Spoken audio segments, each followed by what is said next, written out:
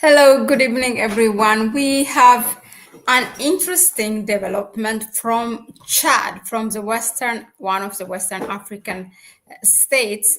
Now, President Trump has announced adding a number of visa restrictions, including African countries. So, following that, Chad's President Idriss Debby has taken the issue to his official Facebook page, and he announced that suspension of visas to U.S. citizens in response to Trump's travel ban.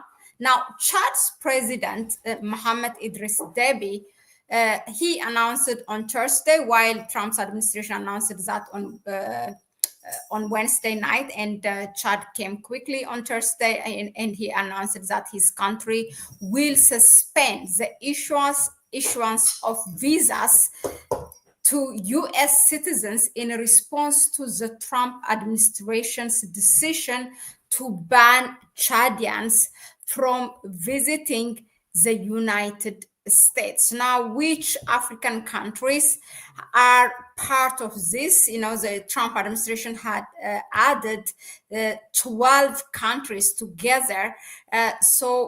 Which countries are they, and what specifically, what is it that Idriss Deby has shared on his Facebook page? So I'm going to read you this.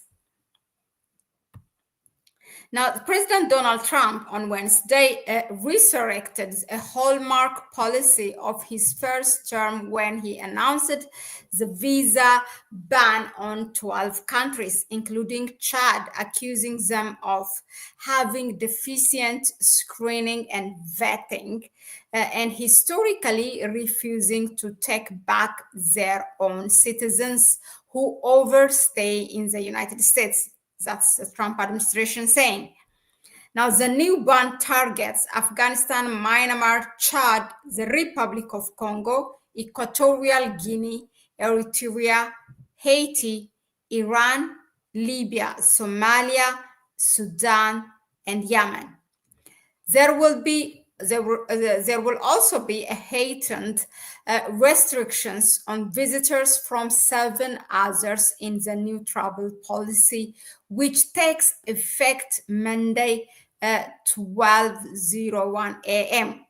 Now, in a Facebook post, this is what is very interesting. Chad's president said he is directing his government to suspend visas to U.S. citizens in quotation, in accordance with the principles of reciprocity. Quote again, this is what Idriss Deby said. Chad has no planes to offer, no billions of dollars to give, but Chad has its dignity and pride, Deby said. He's referring to, no planes to offer is a 400 million luxury plane offered to his administration as a gift by the ruling family of Qatar. That's what he got, Trump, and he visited there also. Now, the Republic of Congo, in terms of retaliation, they said, look at this. I mean, first of all, let me just say what I have to say with Idriss Deby. Look, he said, okay, Chad has no billions of dollars to offer, no millions of dollar planes to offer, but we have our dignity. That's what he said. Well, let me just remind you. I mean, Chad has number of minerals from diamond to oil to gold that it can build a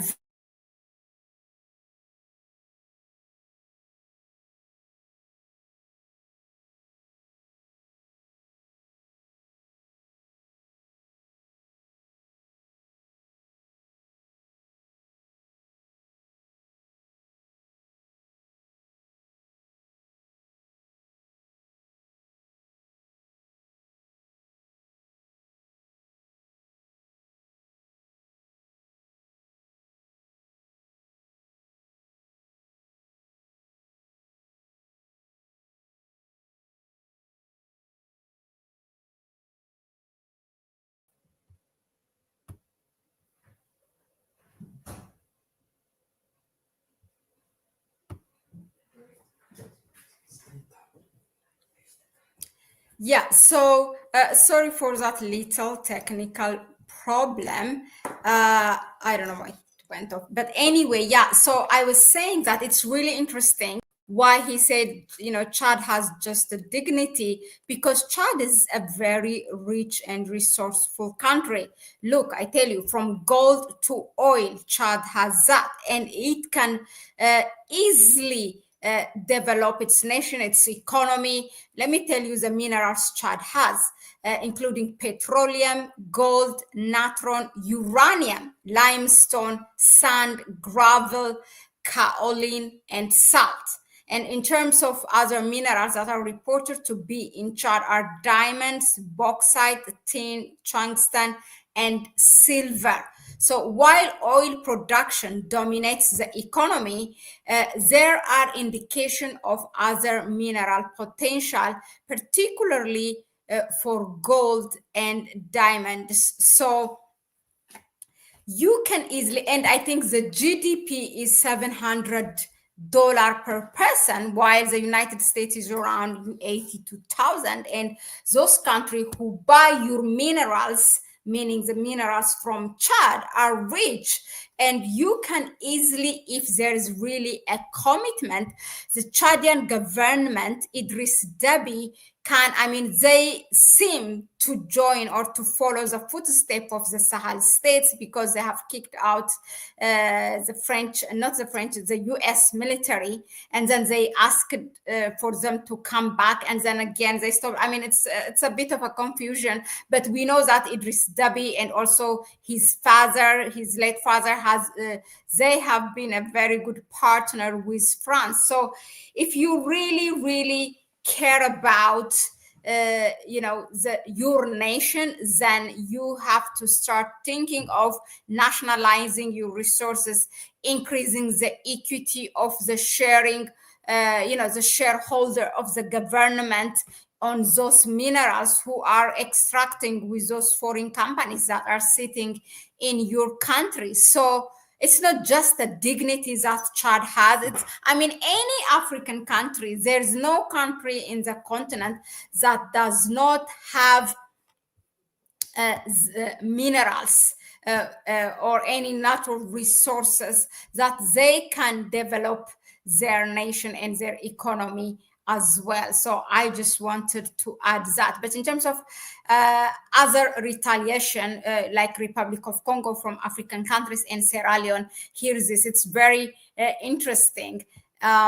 Look, they said they're just trying not to please the American government. And here is what has to do with Republic of Congo. First of all, did you pay attention that DRC is not here? Also, DRC is the one which is a war-torn country. But DRC recently, following the attack by the rebel group of M23 backed by Rwanda, now Felix Tshisekedi, the president of DRC, has literally begged US government to come and they said, come and intervene. This is what literally the president said, come and intervene in our country, and in exchange, we give you our minerals. So following that, the US government and DRC have signed an agreement. So now they're just there being a competitor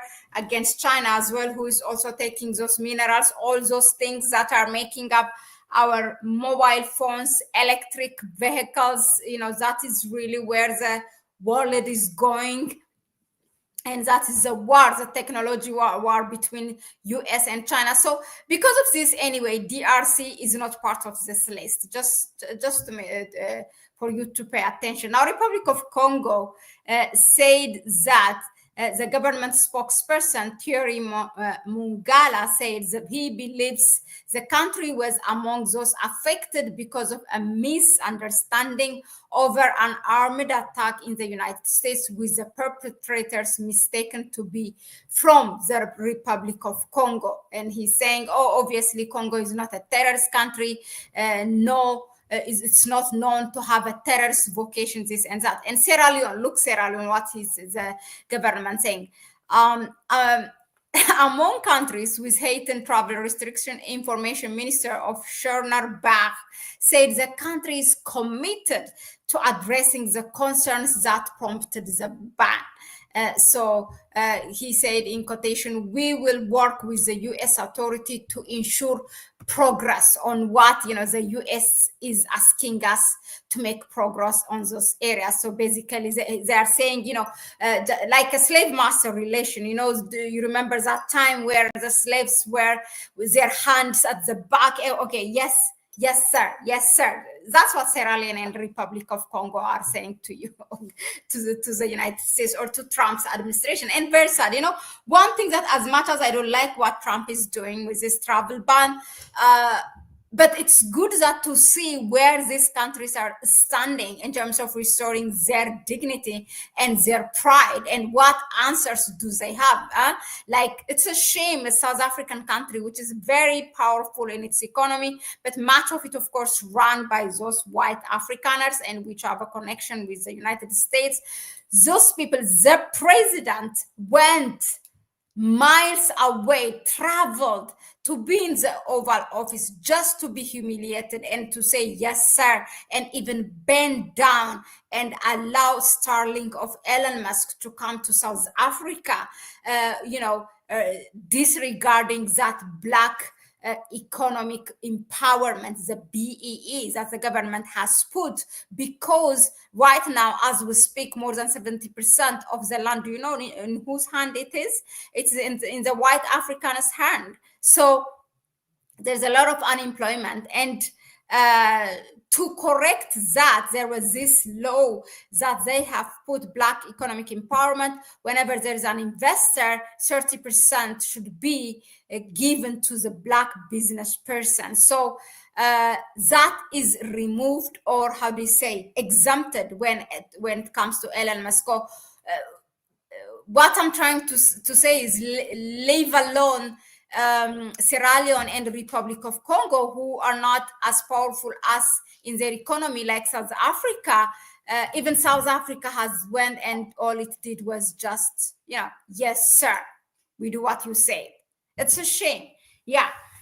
So anyways, that's what we have to say. I mean, well done for Idriss Debby for clapping back, but you also have to be committed and learn from your neighboring countries like Burkina Faso, Mali, and Niger, the way they are trying to increase their equity, their share in their own natural resources, and tell the investors to have the refinery for those resources in your own country.